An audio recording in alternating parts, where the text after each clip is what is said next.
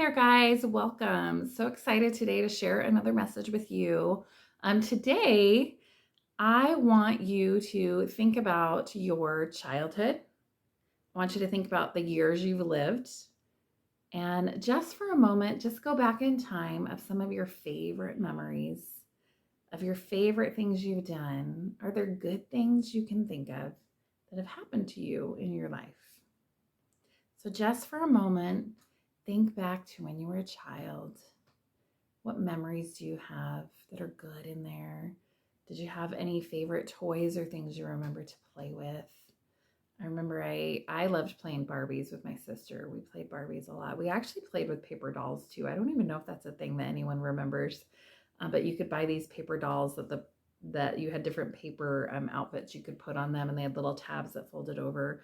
Um, Remember video games when Atari came out, if you're as old as me.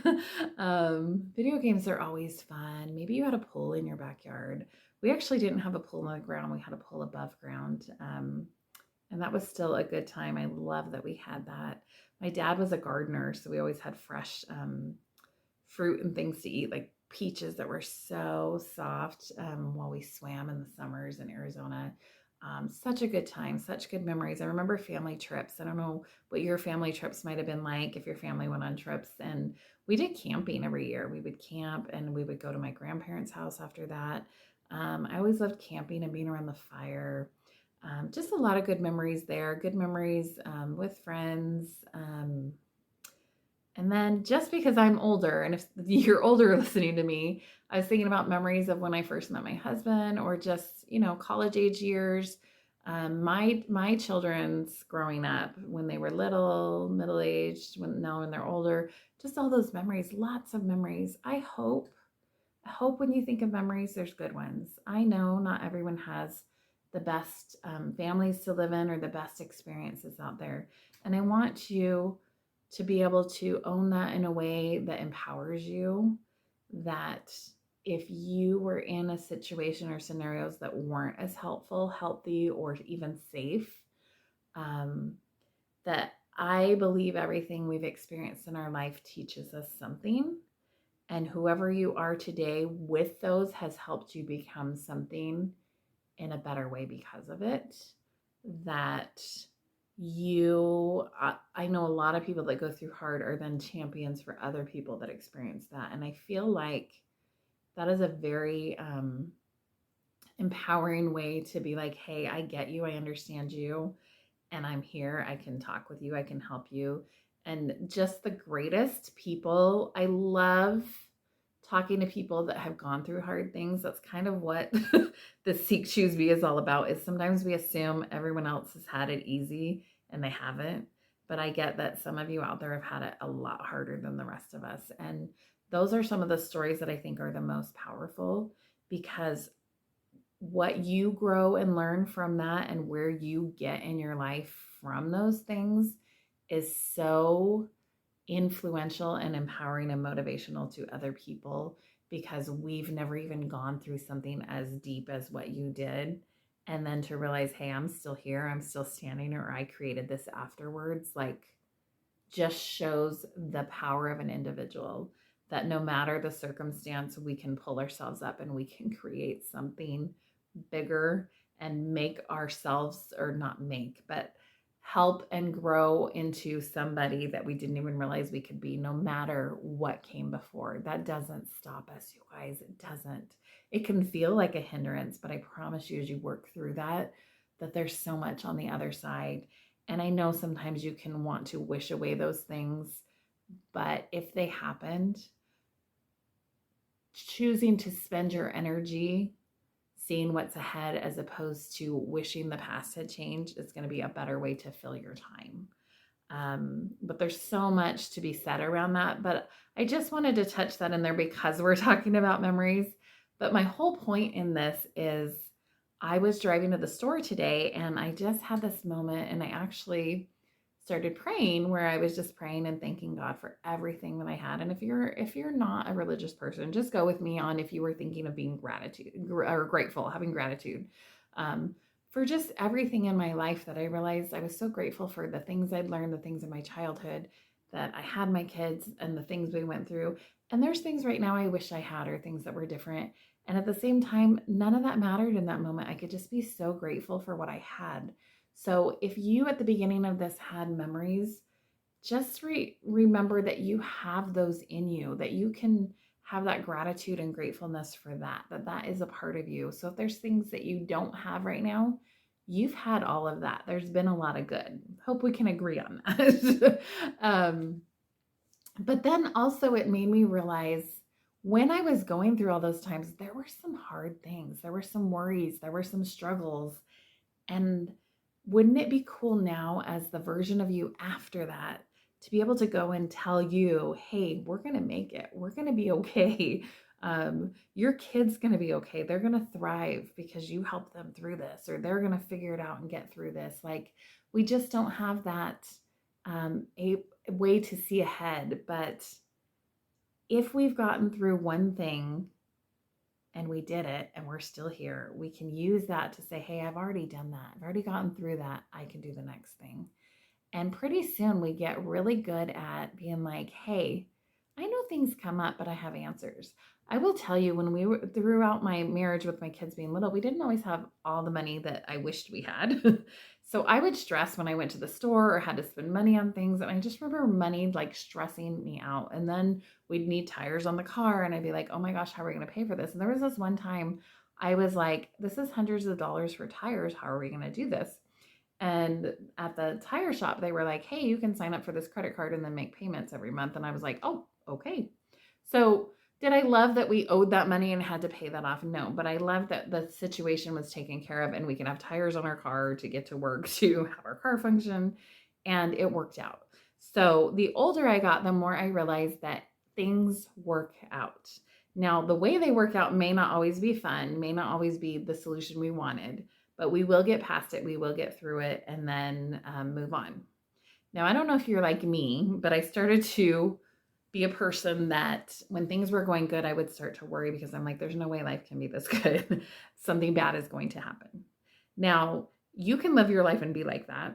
And those thoughts will come up, but I would challenge you to not dwell on it too much or not stress on it too much and just enjoy the good when it's there. Enjoy the good when it's there. And when things pop up, instead of having the big freak out and the stress forever and ever, I want you to remember the times you've already found solutions, that you've already gotten through things. And if you can take in those moments of it first occurring and thinking, okay, I've got something to deal with, and I don't know the answers yet, but I'm going to wait and see what options I have before I freak out, right? Before I assume it's over, we're done. So that's helped me a lot to realize I don't have to have the freak out so much, and that I've started to trust in myself more, that there are answers, and trust not only in God, but also just the people around me, that there's solutions and answers, and I have like help that I didn't even know, because we don't always see where help comes from. So just assuming that at some point we're just going to figure it out, even if we have to go through hard for a little bit. And don't get me wrong, I'm making it sound all nice, right? But we know what hard feels like too. And I think part of it is like, my husband's lost a job several times. I've lost my job before. And it's like, oh, do I have to go through this again? Please, please, please, please. Like, we just don't want to go through it, really. That's our first thing. And then it's like, okay, if I have to go through it, how do I get through this? And it's not always fun. But it's just one of those things that we will get through it and we will thrive and we're going to be okay because we've done it before. So the point of this is not to bring up all the bad things now. I was like, think of good, think of bad. But just my experience today, I was so grateful. So I got my groceries and I had to get a ton of stuff. So it took me a while. I had my huge cart, put my stuff in my car, and I look over and literally the lady next to me is putting her 3 children in her car. Now, who am I? I'm a mom of 3 children. So she had the 2 young ones and a baby. And I was like, she's me just 20 years ago. Well, not 20. What would it have been? 19, 18 years ago. And it was just such a like full circle moment for me of, oh my gosh, Macy, you raised 3 children with your husband. You did that. They're grown and they're still doing stuff and I'm still their mom.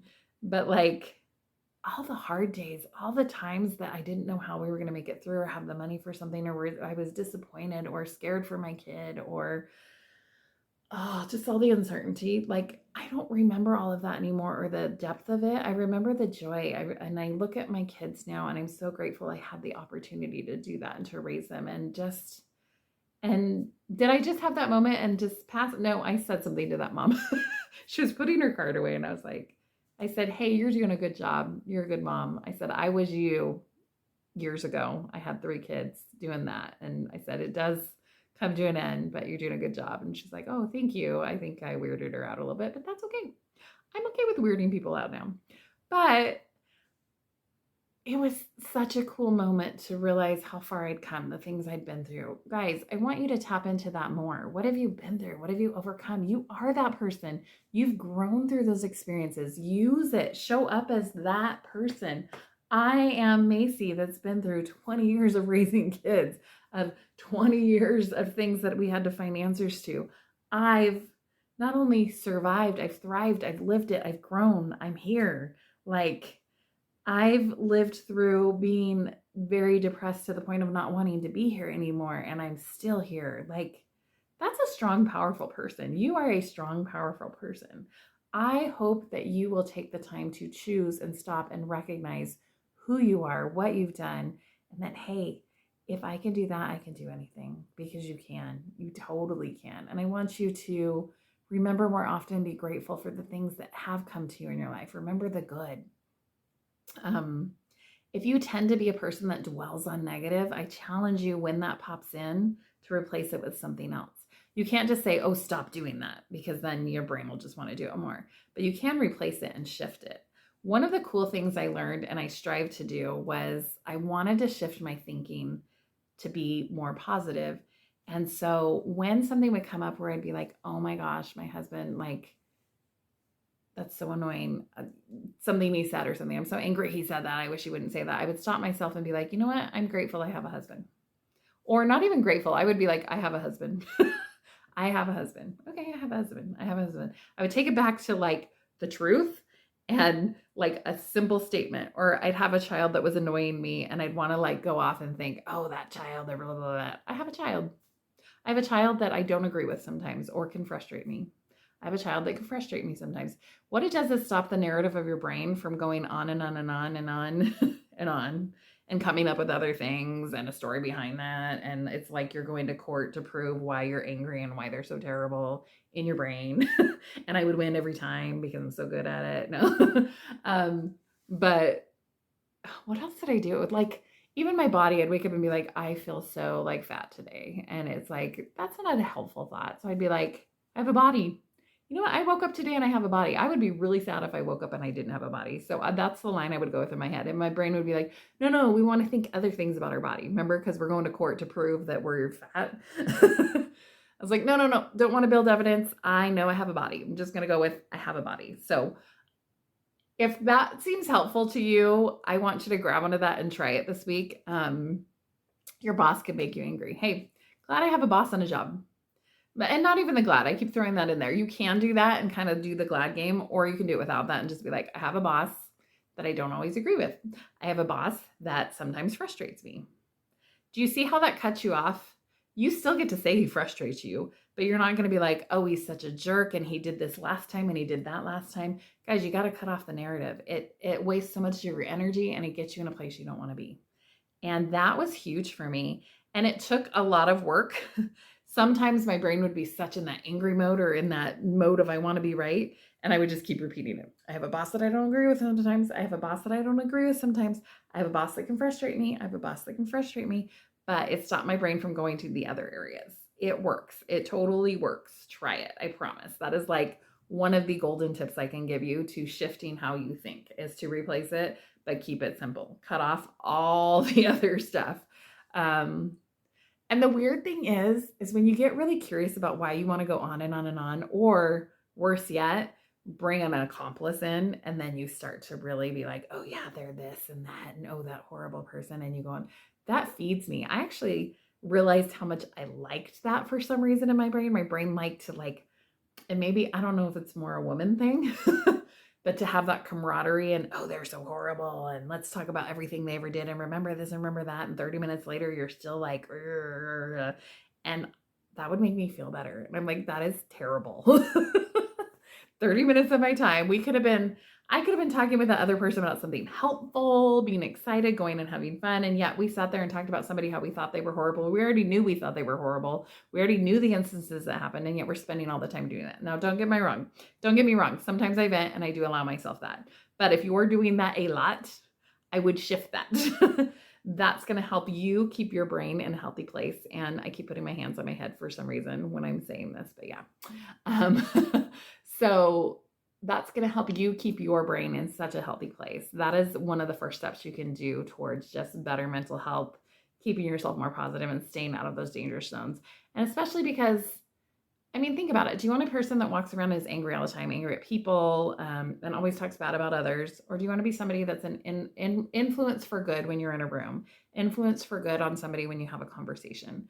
It doesn't mean you have to be the most positive, upbeat, energetic person all the time. It means that you have a purpose and a goal that you will leave somebody better than when you found them, or at least not worse than when you found them, right?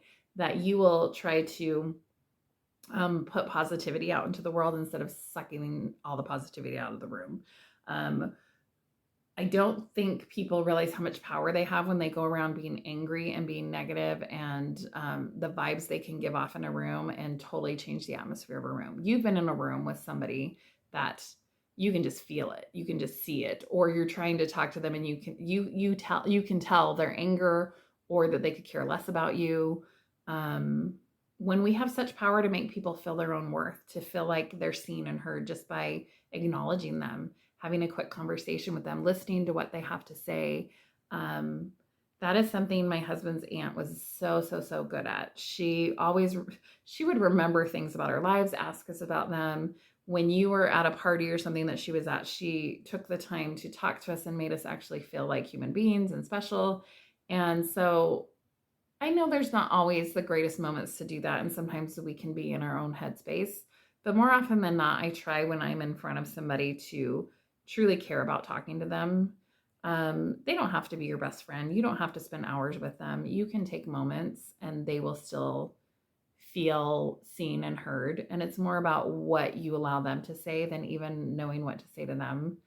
That's a whole nother piece I want to do on communication and just being able to, just the social aspect that can intimidate a lot of people. But we have the power to choose our influence, and we have so much influence, you guys, for good or for bad, and we know it. You know when you've manipulated something, you know when you've done something for good, like, and I'm not here to say, oh, make sure you're always good and not bad ever, and I'm not saying be bad, but just to make that conscious effort and choice to be a better person to ourselves first, influence our mind first, and help our brains to not go into those negative patterns so much, to just say, there is a person over there that is frustrating the heck out of me. There's a person frustrating the heck out of me. They're just a person. They're just a person being them, frustrating the heck out of me. That's what it is. And you can stop that mantra of going into all the reasons you hate them. I don't know, like, and it can cut that off. So that is my tip today. That is our discussion. Love to hear any thoughts you guys have on it. Always want to hear from you guys. Thanks for joining in, and I'll see you soon.